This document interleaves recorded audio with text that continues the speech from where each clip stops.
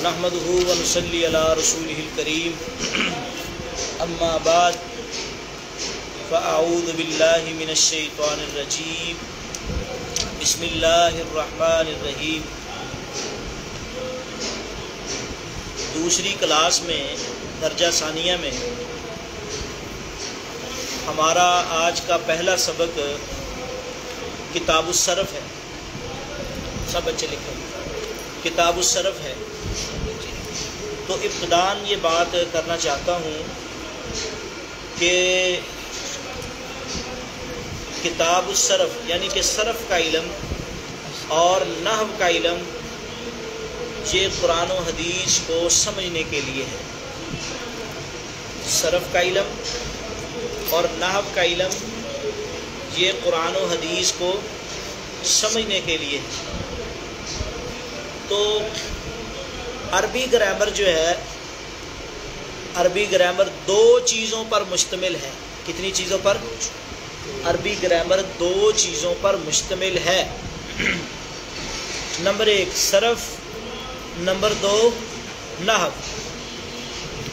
अब इसीलिए कहा गया है, देखो कि उलूम अरबिया में इल्म सरफ की अहमियत के बारे में मशहूर है।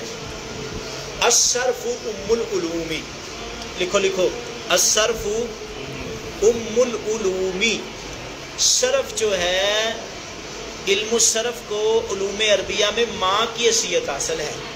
भाई माँ के बगैर घर जो है वो सही लगता नहीं, माँ के बगैर गुजारा होता नहीं, माँ के बगैर बच्चे आते नहीं, तो सरफ के बगैर भी ग्रामर नहीं आएगी। सरफ के बगैर जिस तरह माँ के बगैर गुजारा नहीं, सरफ के बगैर भी गुजारा नहीं है। जिस तरह माँ के बगैर गुजारा नहीं, सरफ के बगैर। इसलिए कहने वालों ने लिखने वालों ने लिखा अस्सरफ़ु उम्मुल उलूम, अस्सरफ़ु उम्मुल उलूम। सरफ जो है उलूम की माँ है। सरफ क्या है? उलूम की माँ है। आगे फरमाया वन्नहयु अबूहा, और नहव उलूम का बाब है। नहव क्या है? भाई बाब के बगैर गुजारा होता नहीं। प्यो काम छड़ दे तो फिर टेंशन लगती कि नहीं, मुंडे ने मदरसे चढ़ाना पैदा है। इसी तरह अरबी ग्रामर के लिए, इसी तरह अरबी ग्रामर के लिए ये दोनों चीज़ें लाजम है। दोनों के आपने अकवाल याद करने। अन्नहवु उम्मुल उलूमी, नहीं, अस्सरफ़ु उम्मुल उलूमी वन्नहयु अबूहा। सरफ उलूम की माँ है और नहव उलूम का बाब है।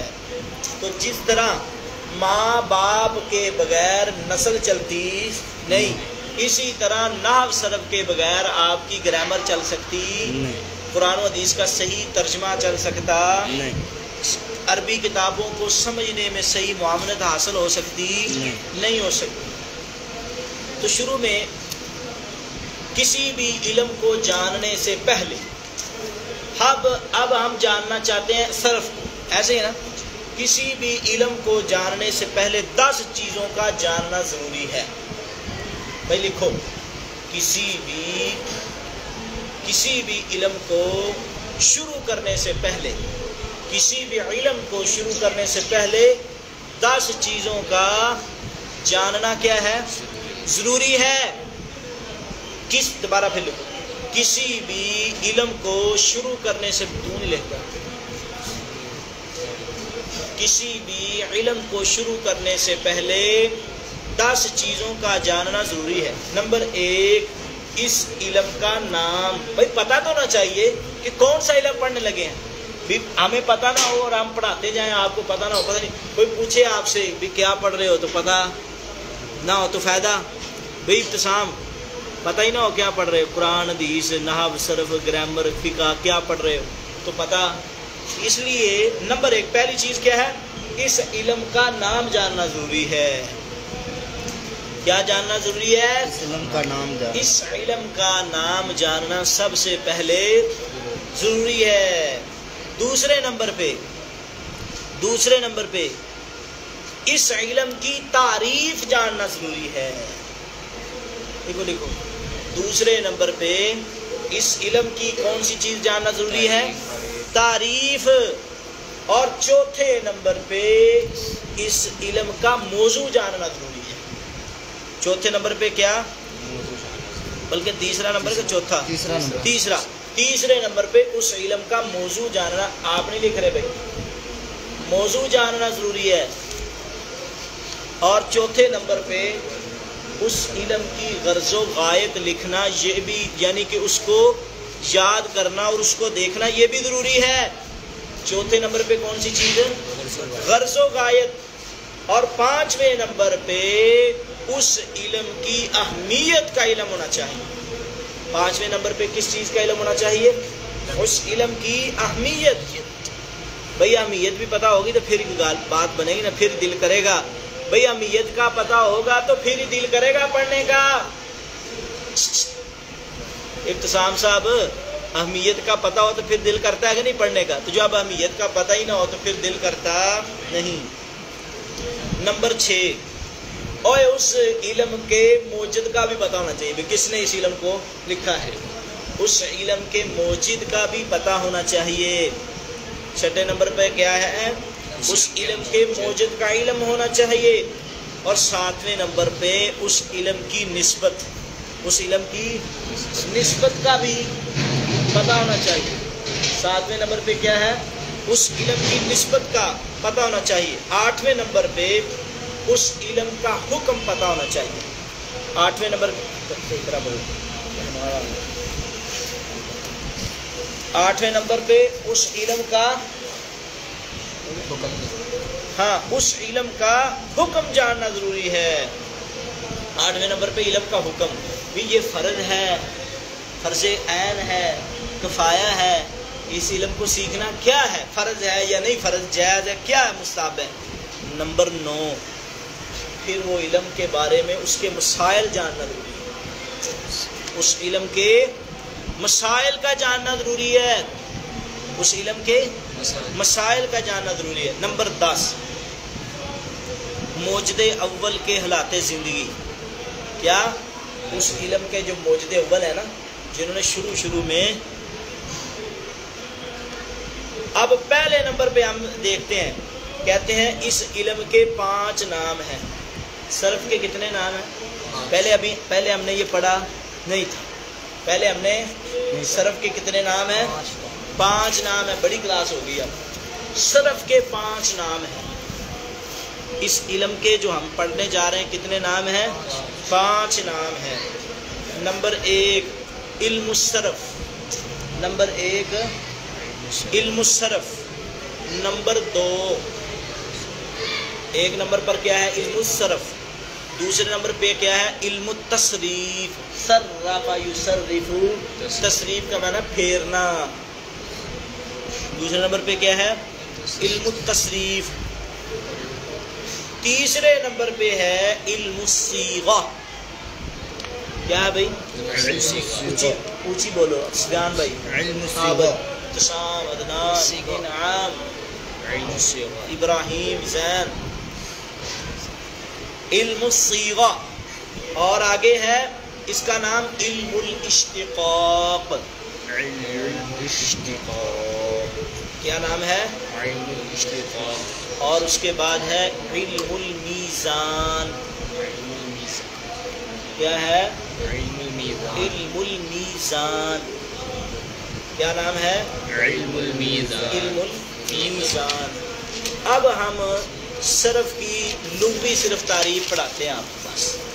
پھر یہ کل سبق یاد کر کے آپ صرف لغوی تعریف. جی لکھو، علم الصرف کی لغوی تعریف. اس کا لغت میں معنی ہے پھیرنا. علم الصرف کا لغت میں معنی ہے پھیرنا. لفظوں کو پھیرا جاتا ہے. جیسے زارا دربنا آپ پڑھتے ہیں، ناصر ینصر نصرن پڑھتے ہیں، اس اکرم یکرم برابر پڑھتے ہیں، استخرج یستخرج استخراج. صرف کا معنی ہے پھیرنا. دوسرے نمبر پہ اس کا معنی ہے تبدیل کرتے ہیں. ایک لفظ کو دوسرے لفظ میں تبدیل کرتے ہیں. جس طرح آپ قلیلے نہیں کرتے رہے علم الصرف آخرین میں، اور کرتے رہے نا، تو اس کا یہ اسی فن کا نام ہے. جیسے صرف کا معنی پھیرنا اور تبدیل کرنا، یہ کہاں سے لیا گیا معنی؟ قرآن سے. کیونکہ جیسے اور یہ عربی لغت سے، قرآن سے بھی اور عربی لغت سے، جیسے ہے صرف اللہ قلوبہم، صرف اللہ پھیر دیا اللہ نے، تبدیل کر دیا ان کے دلوں کو۔ آگے نمبر 2، لسان العرب میں صرف کا ایک معنی یہ ہے، لکھو لسان العرب نا لغت کی ایک کتاب ہے۔ لسان العرب، لسان العرب کیا ہے؟ لغت کی ایک کتاب ہے۔ تو اس کا معنی ہے لسان العرب میں، بھائی توجہ سے، لسان العرب میں یعنی کہ لغت کی ایک کتاب ہے، اس میں معنی یہ ہے رد الشیء عن وجہہ، کسی چیز کو اس کی اصلی شکل میں، کسی چیز کو اس کی اصلی شکل و صورت سے تبدیل کر دینا، اس کو کہتے ہیں صرف۔